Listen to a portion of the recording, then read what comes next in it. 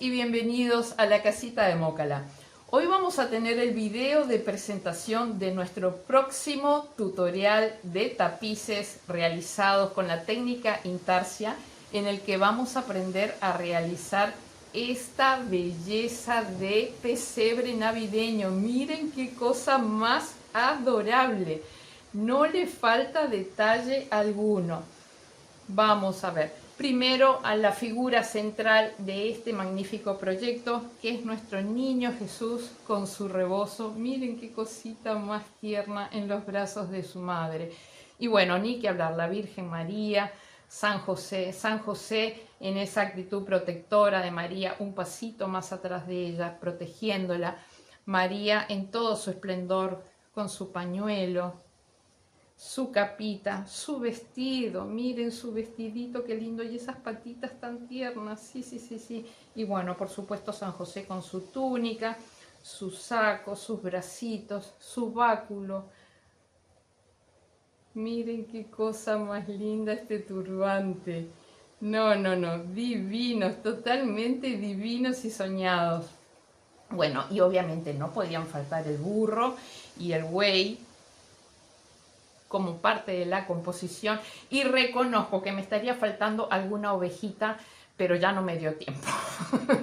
Ya no me dio tiempo de agregar una oveja, ya esto era bastante grande. Y bueno, sigamos admirando acá lo que es el establo con su techo. Bien, acá la punta larga de la estrella es flexible para poder, no está cosida acá, para poder de alguna manera después plegar el tapiz con comodidad y para poderlo guardar. Bien, es una pieza que toma mucho trabajo y hay que poderla guardar con comodidad de un año para otro.